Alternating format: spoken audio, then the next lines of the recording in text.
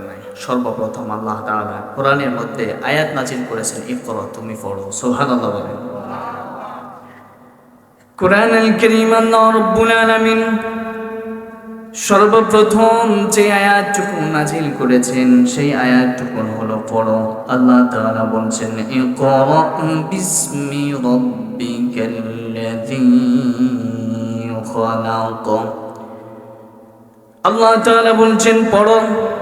আমরা বললাম, ওগো আল্লাহ, দুনিয়ার জমিনে অসংখ্য পড়া আছে, আমরা কোন পড়াটা আগে আমাদের জীবনে সর্বপ্রথম পড়া দিয়ে শুরু করব? কোন পড়াটা আমাদের প্রাথমিক পড়া হবে?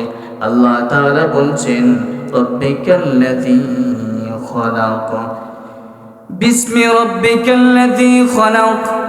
যিনি তোমাকে সৃষ্টি করেছেন, ওই মহান সৃষ্টিকর্তা আল্লাহ সুবহানাহু ওয়া তাআলার নামে তুমি তোমার সর্বপ্রথম পড়াটা শুরু করো। সুবহানাল্লাহ। আমার ভাইয়েরা, আমরা যেই প্রতিষ্ঠানের আজকে আলোচনা শোনার জন্য এসেছি, এই প্রতিষ্ঠানে বিশেষ করে নুরানি মাদ্রাসাগুলাতে কোরআনুল কারীমের সর্বপ্রথম পড়াগুলা আপনার কচি কাঁচা ছোট্ট বাচ্চা ছেলেদেরকে 4 বছর, 5 বছর, 6 বছর হয়েছে, 7 বছর, 8 বছর হয়েছে, এই সকল বাচ্চাদেরকে সর্বপ্রথম আলিফ বা তা থেকে শুরু করে কোরআনুল কারীমের পড়াটা শেখানো হয়, ঠিক কিনা?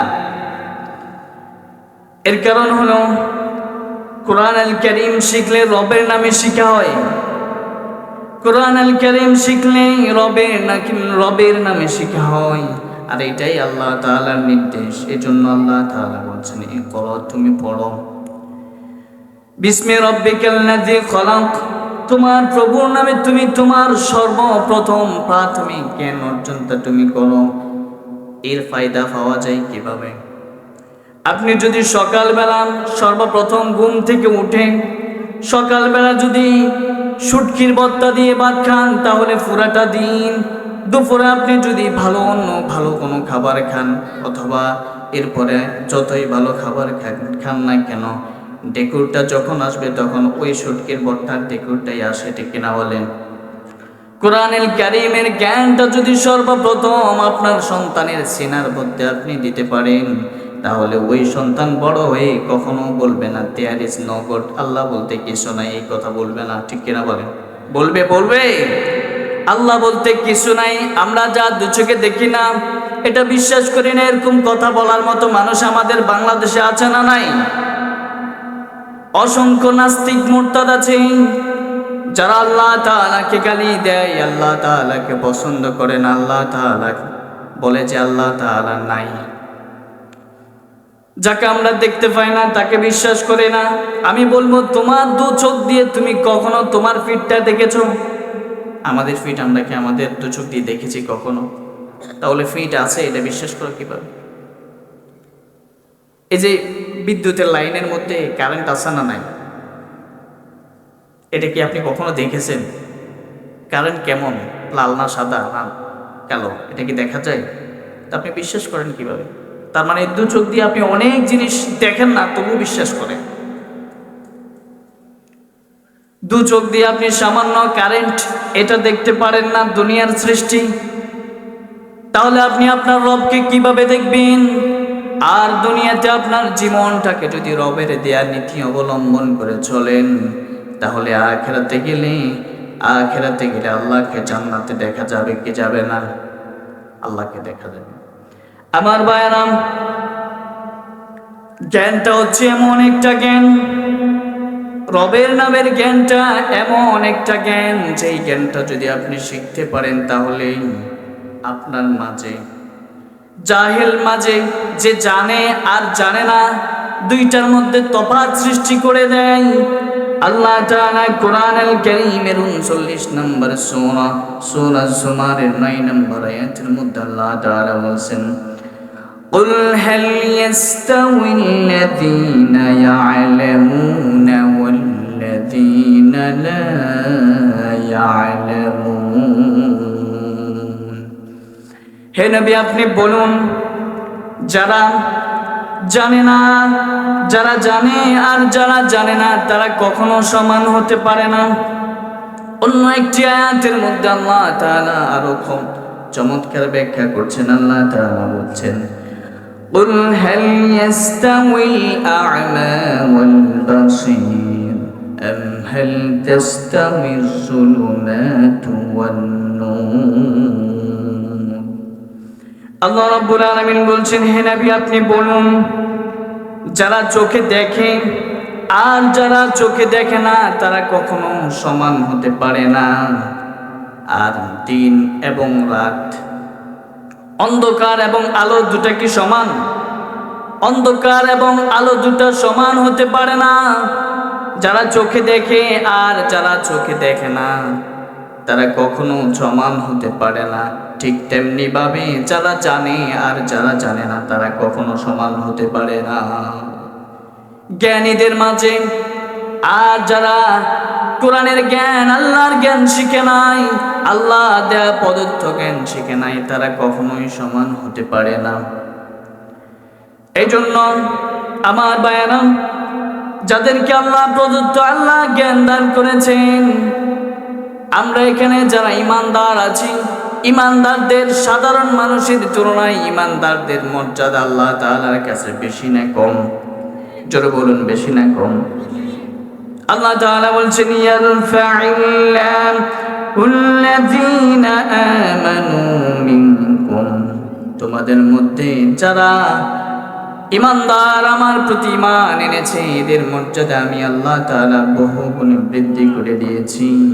এই ইমানদারদের মধ্য থেকে যাদেরকে আল্লাহ তাআলা জ্ঞান দান করেছেন এদের ব্যাপারে আল্লাহ তাআলা বলছেন, ওয়াল্লাযীনা উতুল ইলমা দারাজাত, যাদেরকে আল্লাহ তাআলা জ্ঞান দান করেছেন তাদের মর্যাদা আল্লাহ তাআলা আরো বেশি বহু গুণে বৃদ্ধি করে দিয়েছেন। সুবহানাল্লাহ।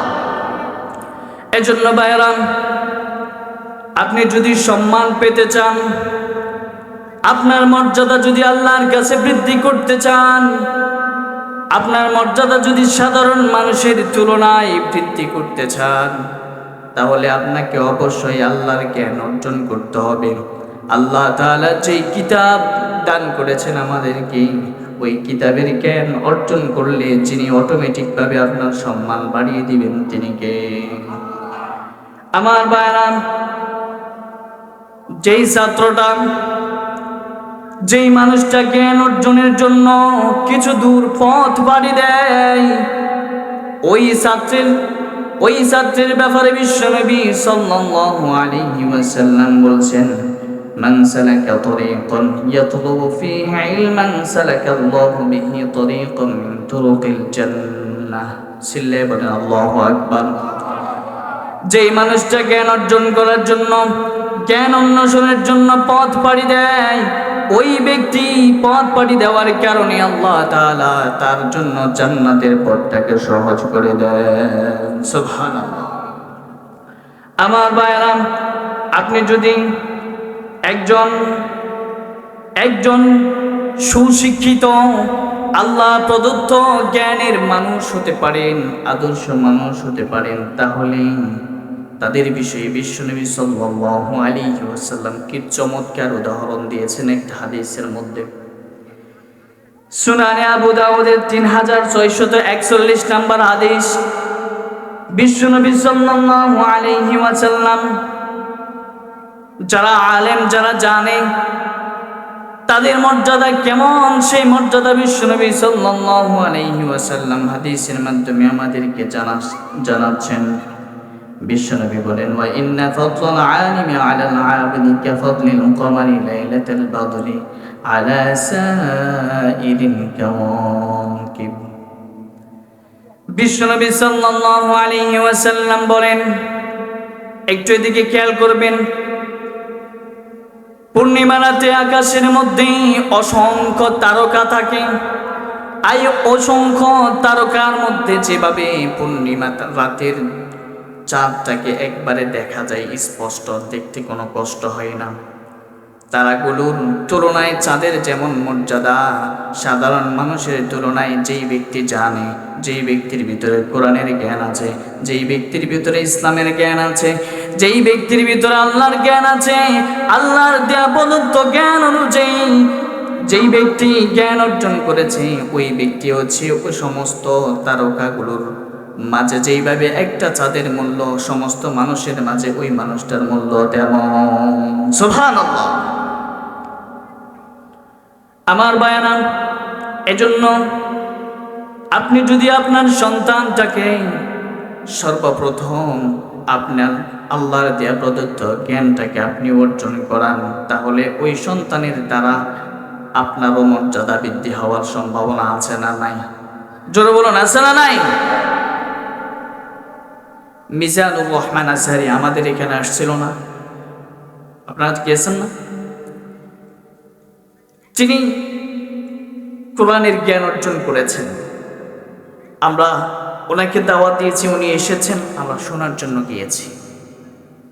কত হাজার হাজার মানুষ এসেছে মিজানুর রহমান আজহারির আকর্ষণে না, ওনার ভিতরে আল্লাহ যে জ্ঞান দিয়েছেন, জ্ঞান শোনার জন্য এসেছি আমরা, জ্ঞানের জন্য এসেছি। তাহলে জ্ঞানের কারণে ওনার মর্যাদা আল্লাহ তাআলা বৃদ্ধি করে দিয়েছেন, এবং ওনার কারণে ওনার বাবা মাও গর্বিত কিনা। ওনার বাবা মাকেও মানুষ যখন পাশ দিয়ে যায় আর মিজানুর রহমান আজহারির বাবা যাচ্ছে, তখন মানুষ বলে যে ওই যে মিজানুর রহমান আজহারি, তার বাবা, সালাম দাও। ঠিক কিনা বলেন? আপনার সন্তানটাকে ঠিক এইভাবে আপনি যদি আল্লাহর দেয়া প্রদত্ত জ্ঞান অনুযায়ী আপনি আপনার সন্তানটাকে গঠন করতে পারেন, তাহলে যিনি আপনার সন্তানের মর্যাদার পাশাপাশি আপনার মর্যাদা যিনি বাড়িয়ে দিবেন, তিনি কে? বিশ্বনবী সাল্লাল্লাহু আলাইহি ওয়াসাল্লাম একটি চমৎকার হাদিস বর্ণনা করেছেন। বিশ্বনবী বলেন, কোন আলিমান, যদি পারো তুমি আলেম হও, আও মুতাআল্লিমান, আর যদি পারো তাহলে আলেমের ছাত্র হয়ে যাও, আর যদি পারো মুহিব্বান, আলেমের ছাত্র যদি না হতে পারো, তাহলে তুমি একজন আলিমকে ভালোবাসো। আলেমকে ভালোবাসার দরকার আছে না নাই? কিন্তু আমাদের দেশে কিছু মানুষ আছে আলেমকে দেখতেই পারে না, এরকম মানুষ আছে না নাই? বিশ্বনবী বলেছেন, আলেমকে ভালোবাসো, আও মুত্তাবিআন, অথবা আলেমের অনুসারী হয়ে যাও। আমার ভাইয়েরা, এই হাদিসের মধ্যে 4টা কথা বলেছেন। ওয়ালা তাকুনিল খামিসা, 5টা অবলম্বন করো না, ফাতুহলিক, তাহলে তুমি ধ্বংস হয়ে যাবা, তাহলে তুমি ধ্বংস হয়ে যাবা। এখন ধ্বংস থেকে বাঁচার জন্য আপনাকে সাধারণ মানুষ থেকে শুরু করে একবারে প্রত্যেকটি স্তরের মানুষের কমপক্ষে 3টা জ্ঞান অর্জন করা লাগবে। জ্ঞান অর্জনের 3টা মূলনীতি। কয়টা মূলনীতি? 3টা বিষয়ে আপনি আমাদের সবার জ্ঞান থাকা লাগবে। একটু সবাই আওয়াজ দিয়ে বলবেন, কয়টা বিষয়ে? অন্তত আপনার এই পুরো তাফসীরুল কোরআন মাহফিল থেকে যদি কিছু না শিখতে পারেন, এই 3টা জিনিস শিখে যাবেন যে আমাকে এই 3টা জ্ঞান অর্জন অবশ্যই করা লাগবে। আমাদের সন্তানদেরকে আমরা শিখাবো এবং আমরা নিজেরাও শিখবো ইনশাআল্লাহ। এক নাম্বার হলো, আপনি সর্বপ্রথম আপনার রব সম্পর্কে জ্ঞান অর্জন করবেন। কার সম্পর্কে? আর একটু জোরে বলেন, কার সম্পর্কে? আল্লাহর নাম নিতে কি লজ্জা লাগে? জোরে একটা আবার আওয়াজ দিয়ে বলুন, আল্লাহ। আমরা কার সম্পর্কে জ্ঞান অর্জন করব? 1 নাম্বার, আল্লাহ সম্পর্কে জ্ঞান অর্জন করব। এখন আমরা কি আমাদের রবকে চিনি? আমাদের রবকে চিনি? পৃথিবীতে অসংখ্য মানুষ আছে আমাদের রবকে চিনে না, এরকম মানুষ আছে না নাই? না চেনার কারণে আল্লাহকে সিজদা না দিয়ে মাজারে গিয়ে সিজদা দেয়, এরকম মানুষও আছে না নাই? না চেনার কারণে বলে যে আল্লাহ বলতে কিছু নেই। না চেনার কারণে মূর্তি পূজা করে, নিজের হাতে নিজে তৈরি করে তার সামনে সিজদা দেয়, তার কাছে চায়, এরকম মানুষ আছে না নাই? কারণ তারা আল্লাহকে চেনে না, আল্লাহ সম্পর্কে তাদের ধারণা নাই, আল্লাহ সম্পর্কে তারা জ্ঞান অর্জন করে নাই। আমাদের রব এমন রব আমাদের রবের পরিচয়, আমাদের সবার একটা সূরা মুখস্থ আছে, সূরা ইখলাস, এটা মুখস্থ আছে না নাই? এটার মধ্যে আল্লাহ তাআলার পরিচয় আছে। যারা পারেন আমার সাথে পড়ুন, কুল হুয়াল্লাহু আহাদ আল্লাহুস সামাদ লাম ইয়ালিদ ওয়া লাম ইউলাদ ওয়া লাম ইয়াকুল লাহু কুফুয়ান আহাদ। কুল হুয়াল্লাহু আহাদ, বলুন আল্লাহ একক, আল্লাহুস সামাদ, আল্লাহ মুখাফিক। আল্লাহ কয়জন? একজন, আল্লাহ একক, আল্লাহুস সামাদ, আল্লাহ অমুখাফিকি। লাম ইয়ালিদ ওয়া লাম ইউলাদ, তাকে কেউ জন্ম দেয়নি, কেউ তাকে জন্ম দেয়নি। ওয়া লাম ইয়াকুল লাহু কুফুয়ান আহাদ, এবং তার সমকক্ষ কেউ নেই। ঠিক কিনা বলেন? আবার আল্লাহর পরিচয় পাওয়া যায় আয়াতুল কুরসির মধ্যে। আয়াতুল কুরসি কি আমরা সবাই পারি? আয়াতুল কুরসি পারি সবাই? আল্লাহু লা ইলাহা ইল্লা হুয়াল হাইয়ুল কাইয়্যুম। 5 ওয়াক্ত নামাজের পরে যদি আয়াতুল কুরসি তেলাওয়াত করেন, বিশ্বনবী সাল্লাল্লাহু আলাইহি ওয়াসাল্লাম বলেছেন, মান ক্বারা আয়াতুল কুরসি দুবুরা কুল্লি সালাতিন মাকতুবাতিন লাম ইয়ামনাহু মিন দুখুলিল জান্নাতি ইল্লাল মাউত। যে ব্যক্তি ফরজ সালাতের পর আয়াতুল কুরসি তেলাওয়াত করবে, ওই ব্যক্তি জান্নাতে যাওয়ার জন্য কোনো বাধা থাকে না। একটি মাত্র বাধা, সেটা হচ্ছে মৃত্যু। মরে না তাই জান্নাতে যায় না, মরলেই সাথে সাথে জান্নাতে। সুবহানাল্লাহ। তার মানে এই আয়াতুল কুরসির ভিতরে এমন কিছু আছে যেটা যদি আপনি জানতে পারেন, শিখতে পারেন, এর উপরে আমল করতে পারেন, তাহলে অবশ্যই আল্লাহ তাআলা মৃত্যুর সাথে সাথে আপনাকে জান্নাত দান করে দিবেন। সুবহানাল্লাহ।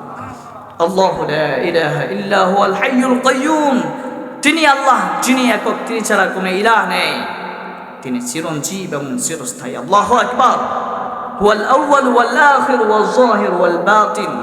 আমাদের আল্লাহ তো এমন আল্লাহ যে আল্লাহ শুরুতে ছিলেন, শেষে থাকবেন, প্রকাশ্যে আছেন, গোপনেও আছেন। সুবহানাল্লাহ। এজন্য জ্ঞান অর্জনের 3টা মূলনীতি। সর্বপ্রথম আপনাকে অবশ্যই আল্লাহ তাআলা সম্পর্কে জ্ঞান অর্জন করা লাগবে। আমরা কি আল্লাহ সম্পর্কে জ্ঞান অর্জন করব? নাম্বার 2 নাম্বার, ইসলাম সম্পর্কে জ্ঞান অর্জন করা লাগবে। এই যে নুরানি মাদ্রাসাগুলোতে ইসলাম সম্পর্কে জ্ঞান আছে না নাই? শেখানো হয় কি হয় না? যেমন ধরেন, একটা বাচ্চাকে আপনি যখন শিশু জামাতে ভর্তি করালেন, প্রথম জামাতে ভর্তি করালেন, তাকে সানা, তাশাহুদ, দুরূদ শরীফ, দোয়ায়ে মাসুরা, 11টা ছোট্ট ছোট্ট সূরা, সূরা ফাতিহা, সূরা ফিল থেকে সূরা নাস, নামাজের মাসালা মাসাইলগুলা, এগুলো এই ব্যক্তিটা, এই বাচ্চাটা ছোটবেলায় শিখবে 7-8 বছর 10 বছর বয়সের মধ্যে।